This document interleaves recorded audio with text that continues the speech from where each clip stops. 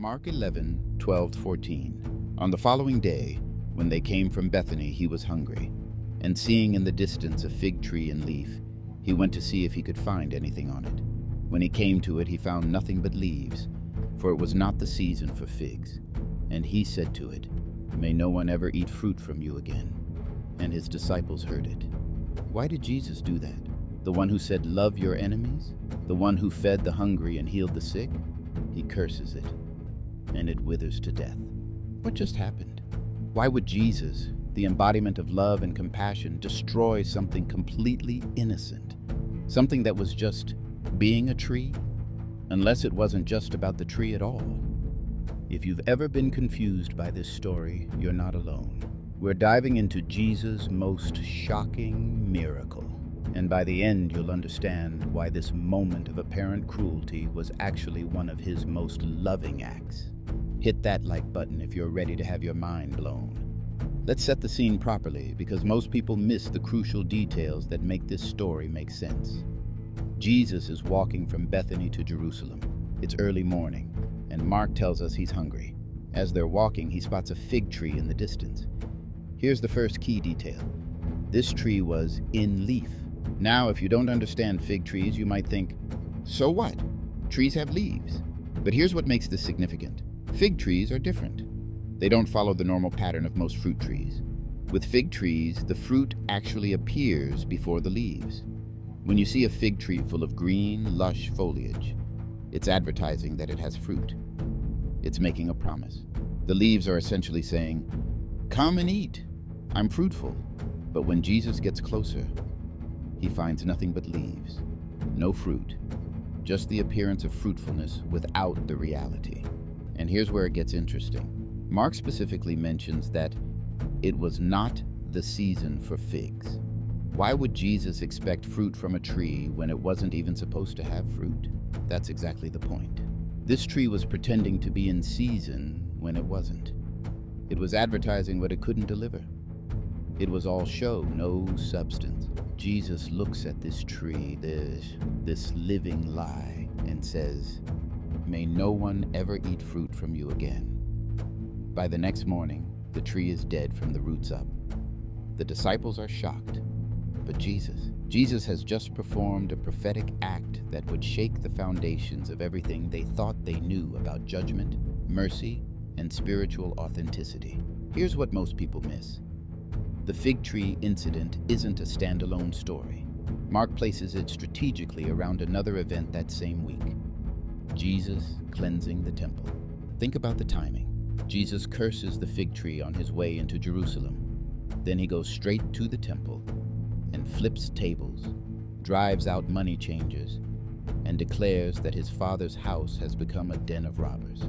The next morning, walking back past the withered tree, the disciples are amazed, and Jesus uses that moment to teach them about faith, prayer, and forgiveness.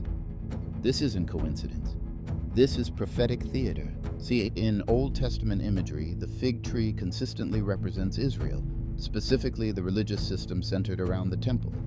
Prophet after prophet used fig tree metaphors to describe the spiritual condition of God's people. Jeremiah spoke of good figs and bad figs, representing faithful and unfaithful Israelites. Hosea compared Israel to a fig tree that God found in the wilderness. Joel described judgment coming like a locust stripping a fig tree bare. When Jesus encounters this leafy but fruitless fig tree, he's not just dealing with agricultural disappointment. He's looking at a living parable of the temple system he's about to confront. Just like the fig tree, the temple looked alive. It was bustling with activity, priests performing rituals, pilgrims bringing offerings, the smell of incense, the sound of prayers, all the leaves of religious activity. But where was the fruit? Where was the love of God? Where was justice for the oppressed? Where was mercy for sinners? Where was the authentic transformation that religion is supposed to produce? Instead, Jesus found a den of robbers, a system that exploited the poor, excluded the Gentiles, and turned worship into a profitable business model. The fig tree was advertising fruitfulness it didn't possess. The temple was advertising holiness it didn't embody. Both looked alive. Both were spiritually barren. Here's where this story gets really profound. And here's what separates Jesus from every other religious leader in history. This is the only destructive miracle Jesus ever performed. Think about that. In 3 years of ministry, he healed the sick, fed the hungry, raised the dead, calmed storms, cast out demons, always creating, always restoring, always bringing life. But this one time he destroys. Why? Because sometimes love has to expose what mercy alone cannot change. The fig tree wasn't evil. It wasn't malicious. It wasn't trying to deceive anyone. It was just existing according to its nature. But its nature was producing a lie, the appearance of life without the reality of fruit. Jesus wasn't angry at the tree. He was grieving over what the tree represented. Here's the heartbreaking truth. He was looking at his own people, the nation he came to save, and seeing the same thing.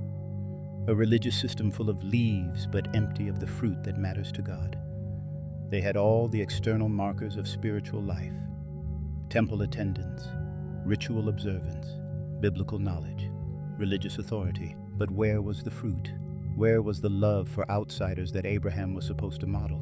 Where was the justice that Moses commanded? Where was the mercy that David sang about? Jesus knew what was coming. Within a generation, the Roman armies would surround Jerusalem. The temple would be destroyed. The religious system that looked so alive, so permanent, so blessed by God, would wither from the roots up, just like that fig tree. The cursing of the fig tree wasn't cruelty. It was a mercy warning wrapped in prophetic symbolism. Jesus was saying, "Look, this is what happens when appearance replaces authenticity. This is what judgment looks like when it finally comes." But here's where. This gets uncomfortable because this story isn't just about ancient Israel. It's about us. How many of us are living like that fig tree? Full of leaves, light on fruit? We attend church regularly. Leaves. We know the right theological answers. More leaves. We post scripture verses on social media. Beautiful green leaves. We serve in ministries, give to charity, pray before meals. Leaves, leaves, leaves. But if Jesus came looking for actual fruit in our lives, what would he find? Is there genuine love for people who are hard to love? Is there real forgiveness for those who've hurt us? Is there authentic transformation happening in our character? Is there fruit that actually feeds hungry souls around us? Or are we just really good at looking spiritual? The terrifying truth is that it's possible to be incredibly religious and completely fruitless.